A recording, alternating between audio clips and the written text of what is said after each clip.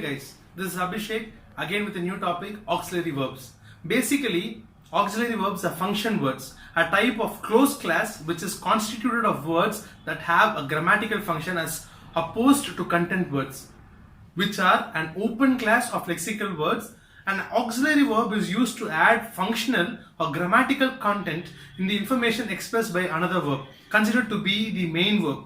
Auxiliary verbs are also called helping verbs. The other name of auxiliary verb is helping verbs. Like example, I am writing a book. He has done the work. We will be there in a minute. So am, as, will, would, can, did, do, must. These are the types of auxiliary verbs. Now auxiliary verbs like are, am, is, are, was, were, has, have, had, do, does, did, will, would, shall, should, can, could, may, might, must, be, been, being. So write it down because this is very important. The 23 auxiliary verbs carry a very important thing in your auxiliary verbs. The next thing is the statement and questions, like the negative statements and questions. In many languages, changing a statement to a question is easy as changing your inflection or punctuation. In Spanish, for example, you can say ella habla English, or you can ask ella habla English. So don't think that I know Spanish, but the thing is, when we talk Hindi also, kidhar se hai, idhar se hu, evadanna varnadu, enge endu vara. So grammar has different forms in various languages. When you start listening to lots of languages, that is when you will be able to improve your English. The word order does not change. In English, however, the statement is she speaks English, whereas the question changes to does she speak English? Question mark. English questions almost always use an auxiliary verb. Negative statements in English also generally use an auxiliary verb. We can't just say they like the soup. We have to rearrange a bit, adding in the past form of the auxiliary do to say did they like the soup? Do, does, did.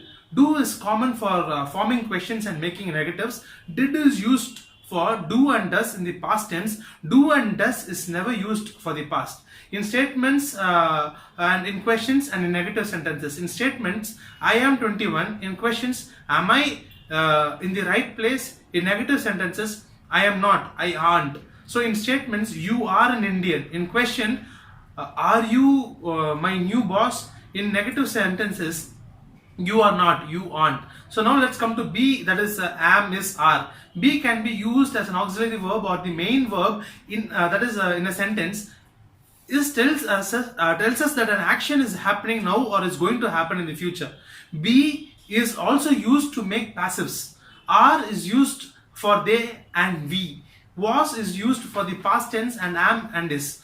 Where is used for the past tense of you, we and they. In statements, in questions and in negative sentences, like for example, I do my homework is in statements. In question, do I know you? And in negative sentences, I do not, I don't.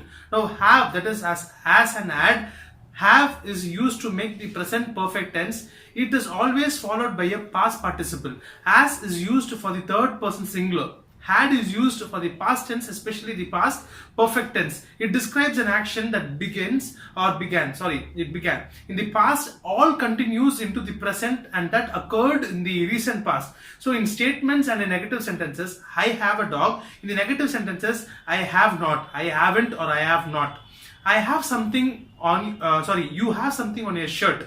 You have not, you haven't, you have not. So others like other common auxiliary verbs are can, could, may, might, must, ought, should and would. These are also known as modal verbs. We use them to show obligation, possibility and necessity. Now when we move to the next topic, usage, that is the progressive verbs. In present progressive sentences, the verb expresses action that is in progress as the speaker says it. I am typing is an example of present progressive. In it, the main verb is type, while the auxiliary verb be is conjugated according to the subject I. We also use past and future progressive to explain what was or will be happening when some other events occurred or will occur.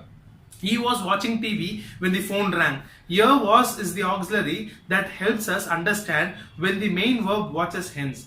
We will be driving to Virginia during a party. The future progressive actually uses two auxiliary verbs, will and be, and tell us that the action drive takes place in the future. Now the passive voice, If you can add the phrase by a purple monster to the end of your verb phrase and still have a grammatically correct sentence, you are probably using passive voice. Here are some examples. The chair was moved by a purple monster to the other side of the room. I was hit in the head by a purple monster. I knocked unconscious by a purple monster.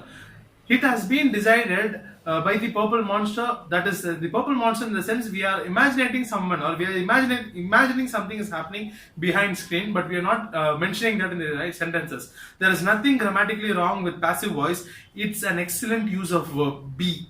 It's just not very exciting writing. It's more interesting to say a purple monster moved the chair across the room. The purple monster hit me in the head and knocked me out. A purple monster has decided to cancel the play. Take it up with him. See, the purple monster is invisible. We will not tell all these things in a sentence, but it is understood that somebody is doing it in a fishy manner.